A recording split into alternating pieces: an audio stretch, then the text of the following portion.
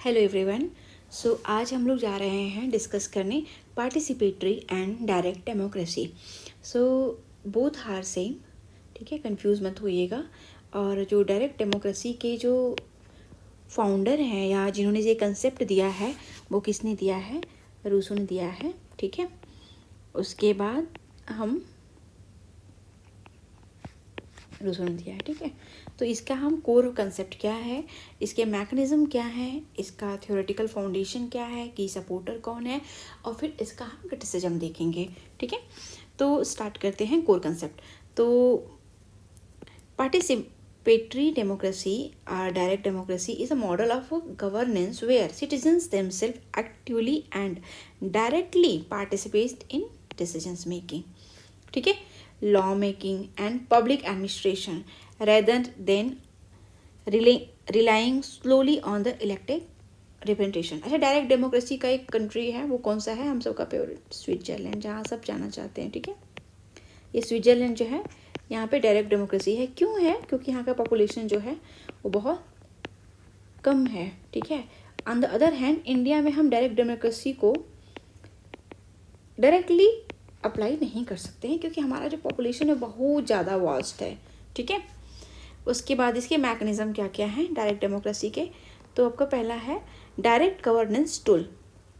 इसमें कुछ मैकेनिज्म हैं जिसको, जैसे कि एक इनिशिएटिव, रिकॉल, रेफरेंडम, ये पेबलसाइड, जैसे कि कश्मीर में को इंडिया में शामिल किया जाए नहीं किया जाए उस टाइम हुआ था।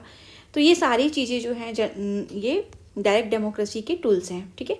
उसके अलावा जो सेकेंड इसका जो टूल है वो क्या है? Institutional watchdog. इसमें आप लिख सकते हो national human right commission, national commission for women and child development, ये सारी चीज़ों को आप लिख सकते हो। इसके अलावा इसका थर्ड जो मैकेनिज्म है वो है अकाउंटेबिलिटी एंड ट्रांसपेरेंसी फ्रेमवर्क, ठीक है। इसके लिए हम ई गवर्नेंस या right to information, citizen charter, social audit, इसको देख सकते हैं, ठीक। उसके बाद आप नेक्स्ट पैराग्राफ से स्टार्ट करोगे अबाउट द की सपोर्ट, उसके जो की सपोर्टर कौन कौन है और उसके थ्योरेटिकल फाउंडेशन क्या है, ठीक है। तो क्लासिकल एंड स्ट्रक्चरल एडवोकेट कौन कौन है? कैरल पेटमैन क्या कहते हैं? ये कहते हैं कि argue that political participation foster responsible citizen, ठीक है। इससे क्या होगा कि जो कितने कॉम्प्लेक्स जो एडमिनिस्ट्रेशन है इसको इंडिविजुअल को समझने में आसानी होगी and make democracy structurally more inclusive, lend deep legitimacy to law and stand as the most effective way to realize popular sovereignty। अच्छा, पॉपुलर सॉवरेंटी का कंसेप्ट भी आपके रूसो ने ही दिया है, ठीक है। उसके बाद अच्छा नेक्स्ट तो आ ही गया रूसो। तो रूसो का क्या है? उसके बाद आप लिखोगे, मेंशन करोगे रूसो के बारे में, ठीक है। तो रूसो ने भी डायरेक्ट पार्टिसिपेशन पे फोकस किया और उन्होंने कहा कि law making is only part to reconciling individual liberty को पॉलिटिकल अथॉरिटी से जोड़ सकता है और इसके थ्रू ही हम जनरल विल के कंसेप्ट को अचीव कर पाएंगे। उसके बाद हम Indian political thinker Mahatma Gandhi के बारे में लिखेंगे।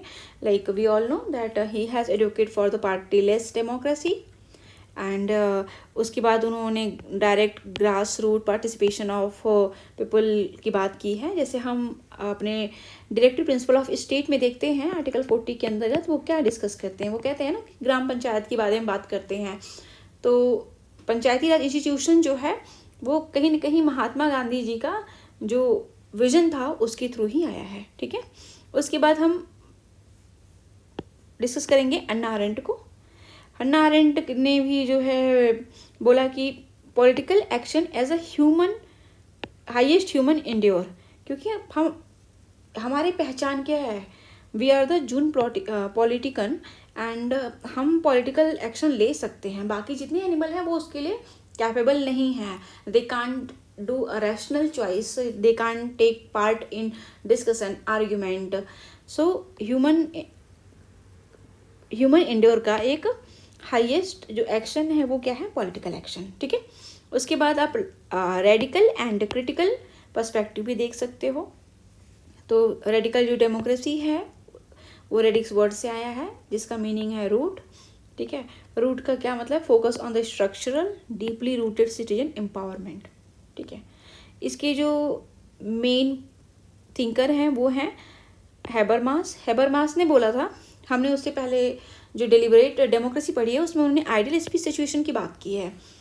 तो वो ये कहते हैं कि आइडियल स्पीच सिचुएशन के थ्रू बहुत सारे जो लोग हैं वो एक्टिव पार्टिसिपेट करेंगे और एक रैशनल आर्ग्यूमेंट होगा और उसके थ्रू एक पॉलिसी फॉर्मेट की जाएगी, और वो तभी पॉसिबल है जब वहाँ पे डायरेक्ट पब्लिक पार्टिसिपेशन हो। ठीक है। उसके बाद नैन्सी फ्रेशर एंड साहिला बिन हबीब, इन्होंने भी इस बारे में डिस्कस किया है, और वो दे mainly focus for the pluralist view. उनका ये था कि जब हम प्लूरलिस्ट व्यू को लेंगे तभी इंक्लूजन होगा थॉट्स का एंड आइडियाज़ का, एंड जो मार्जिनलाइज वॉइस है उसको भी हम इंक्लूड करेंगे मेन स्ट्रीम में। ठीक है। उसके बाद आप इसी चीज़ को आप और लिंक कर सकते हो कि जो डायरेक्ट डेमोक्रेसी है it is not only related to public policy, but ये इन्वायरमेंट के लिए भी इम्पॉर्टेंट है। ठीक है। इसके लिए जो आपका global framework agenda 21, United nation agenda 21 के बारे में, लाइक सस्टेनेबल डेवलपमेंट में भी हम बात करते हैं कि कम्युनिटी का पार्टिसिपेशन होना चाहिए, डायरेक्ट पार्टिसिपेशन। इवन जब हम एफॉरेस्टेशन की बात करते हैं या वाटर बचाने के लिए बात करते हैं, तो सारी चीज़ों को आप कहीं ना कहीं एक अपने आंसर में लिंक करो, और आप पॉलिटिकल थ्योरी के आंसर को अभी जो रिसेंट में जो चीज़ें हो रही हैं, डजंट मैटर कि सिर्फ वो पॉलिटिकल थ्योरी से कनेक्टेड है, आपको वही लिखना है। वो रूल आप कहाँ कहाँ अप्लाई कर सकते हो, लाइक इन्वायरमेंट में आप अप्लाई कर रहे हो, या आप IR का कुछ इस चीज़ में आप अप्लाई कर सकते हो। जैसे हमने पिछली बार पढ़ा था कि क्लासेस ऑफ सिविलाइजेशन, सैमुअल हैटिंगटन का, ये सारी चीज़ें तो कहीं ना कहीं कनेक्टेड होती हैं। और जब आप अपने आंसर को लिखते हो तो आप हर एक पर्सपेक्टिव को जो फेयर हो और सूटेबल हो उसको